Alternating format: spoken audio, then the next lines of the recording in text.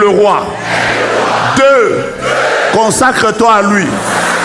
3, tu dois avoir son image. Mais on parle de la 4e chose. 4, tu dois grandir. Tu ne peux pas, quel que soit ce que tu deviendras dans la vie, quel que soit ce que Dieu fera dans ta vie, que tu deviennes grand, que tu deviennes puissant, que tu deviennes le plus grand prédicateur de la francophonie, que tu sois le plus grand pasteur du siècle, dans le royaume, tu auras des problèmes avec le maître si quand lui-même te regarde, il ne voit pas l'image de son fils. La Bible déclare, il y aura des gens qui diront, nous avons prophétisé en ton nom.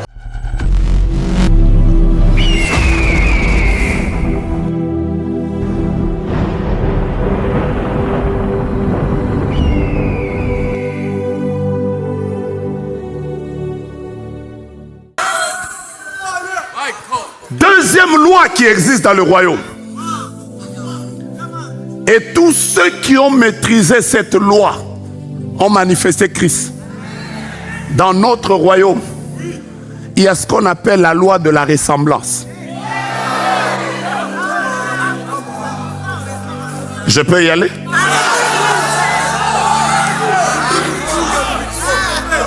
Déjà notre roi lui-même, la Bible l'appelle, il est l'image du Dieu invisible. Ça veut dire le roi lui-même, il est l'image de Dieu. Et dans le royaume où nous sommes, personne ne doit fonctionner en ayant une autre image que l'image du roi, du royaume. Avoir l'image du roi, c'est une loi du royaume. Je peux avancer? C'est comme ça que vous allez voir l'apôtre Paul plusieurs fois, il revient sur le terme image. Il dit par exemple dans 2 Corinthiens chapitre 3 verset 18, il dit nous tous qui, le visage découvert, contemplons comme dans un miroir la gloire de l'Éternel, nous sommes transformés en la même image que lui, de gloire en gloire comme par le Seigneur l'Esprit. Quel est le travail que fait le Saint-Esprit dans nos vies? C'est important. Dans notre royaume, tu t'appelles tel, mais quand les gens te regardent, ils ne doivent pas voir autre chose que l'image du roi. Ça passe ou ça casse. L'apôtre Paul dit par exemple que, il est dans Romains chapitre 8, il est en train de dire que nous avons été prédestinés à être semblables à quoi? À l'image de son fils. Tu es dans le royaume. Quand les gens te regardent, tu ressembles à qui? Prédestinés. Il les a prédestinés à quoi? À être semblables à l'image de son fils. Bien-aimé, la Bible déclare que nous serons comme il est.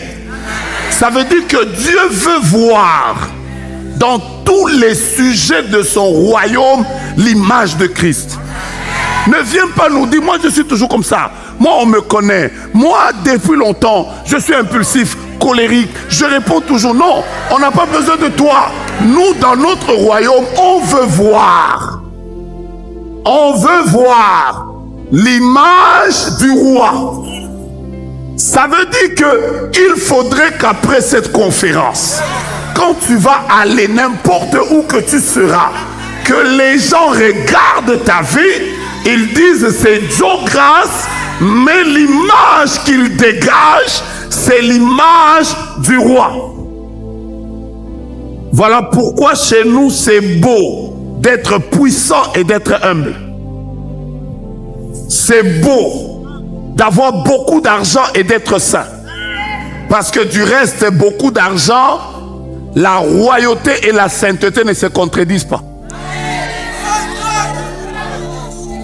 Ne me tuez pas encore. Ne me lapidez pas. Est-ce que vous savez que Dieu a l'or et l'argent chez lui? Mais en même temps, il est saint, saint, saint. Comment il peut être, l'or et l'argent lui appartiennent, en même temps il est saint? Ça veut dire et l'argent et la sainteté ne se combattent pas.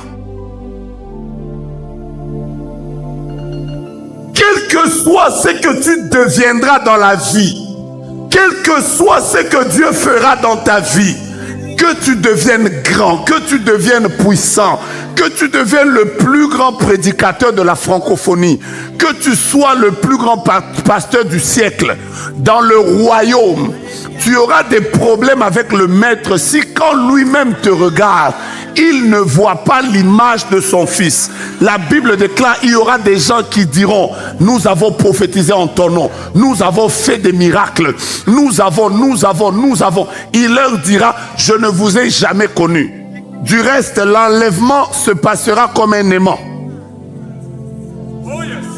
Quand vous prenez l'aimant, vous mettez le bois, vous mettez la paille, vous mettez les pierres et vous mettez les éléments ferromagnétiques. L'aimant n'attire que les personnes qui ont... L'aimant n'attire que les choses qui sont de la même nature. Donc même quand Jésus reviendra, il se tiendra sur les nuées. Vous savez qui monteront naturellement? Ce sont seulement les personnes qui ont sa nature qui seront attirées. Je vais changer mon langage. Ce sont les personnes qui ont son image qui monteront naturellement. Il n'y aura même pas à dire j'avais chanté. Est-ce que tu as son image? Tu as son image. Quand tu es dans le couple, est-ce que tu as son image? Est-ce que tu es à l'image et à la ressemblance de Dieu? Dieu cherche des personnes qui, quand on les regarde, on voit l'image de Christ. Dieu cherche des personnes, quand elles chantent, quand elles sont à la maison, quand elles sont maries, quand elles sont épouses, elles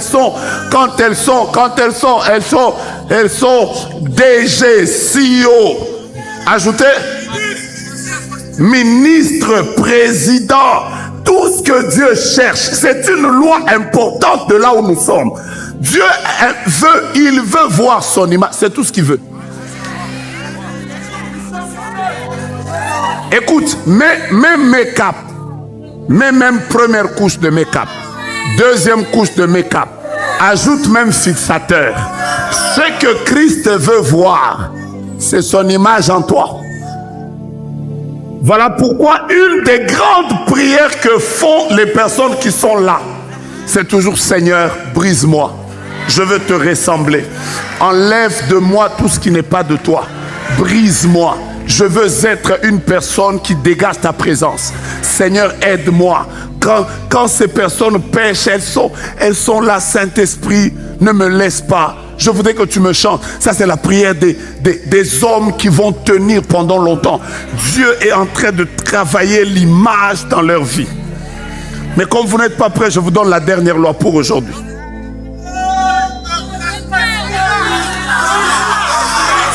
Est-ce que l'apôtre vous a dit que c'est ma dernière prédication? Il vous a dit ça? Ah oui, donc je vous donne, pour aujourd'hui, je vous donne la troisième loi. Mais il y a une troisième loi qu'on appelle la loi de la croissance. Vous ne pouvez pas être dans le royaume et rester au même niveau. Dans notre royaume, il faut grandir. Hein? Je sens que ça ne marche pas ici. Dans le royaume, si tu veux manifester la vraie vie, commence d'abord.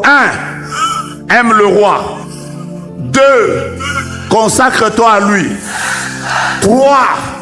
Tu dois avoir son image. Mais on parle de la quatrième chose. 4. Tu dois grandir. Tu ne peux pas être dans ce royaume et tu ne grandis pas. Voici ce qu'a dit notre Pépé. Dieu te fait entrer dans le royaume comme enfant. Mais tu ne dois pas rester enfant. À un moment, tu dois être doulos. Tu dois être serviteur. Mais à un moment, tu dois quitter la dimension de serviteur pour être ami. Dieu dit, je ne vous appelle plus serviteur, mais je vous appelle ami. Mais à un moment, tu dois sortir de la dimension d'ami pour entrer dans la dimension d'épouse. Dans le royaume, on doit grandir. On ne doit pas te trouver le même. Ça fait combien de semaines royales auxquelles tu as participé? Tu n'es qu'en train de prier. Tu as participé à combien de prières? C'est 72 heures de prière. Tu étais là. 48 heures, tu étais là.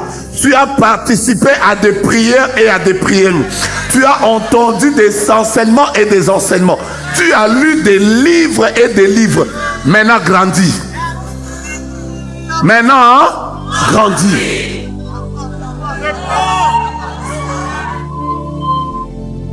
Je sens que vous n'êtes pas prêts. Je répète maintenant.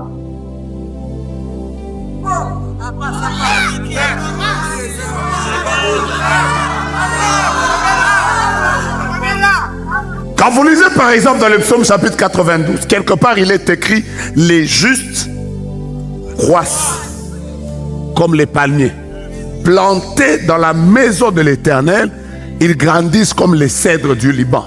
Il faut grandir. Dieu veut, c'est une loi du royaume.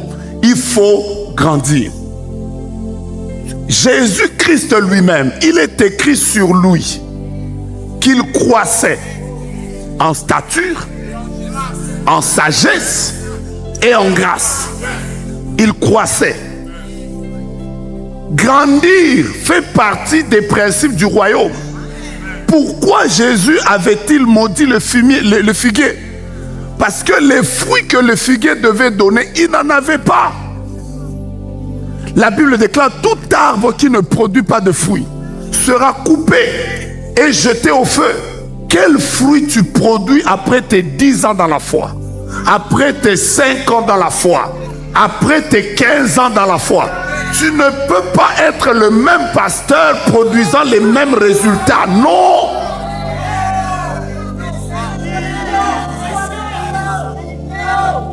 Tu commences par, même si tu voyais les visions en noir et blanc, il faut grandir. Ça ne doit pas, on grandit en tout. On grandit dans l'écoute de Dieu, on grandit dans la connaissance de la parole, on grandit dans le caractère, on grandit dans l'éthique, on grandit dans la prière. Tu ne peux pas être là, tu ne fais que des prières que tu fais dans un drap et tu dis amen le lendemain. Non? Tu es là en train de prier: Seigneur, je te rends grâce. Tu viens dire amen le lendemain. Après, tu t'étonnes: j'ai dormi dans la prière. Grandis. Tu dois être à mesure de prier, de chercher la face de Dieu, de jeûner. Tu dois être capable de rester longtemps dans sa présence,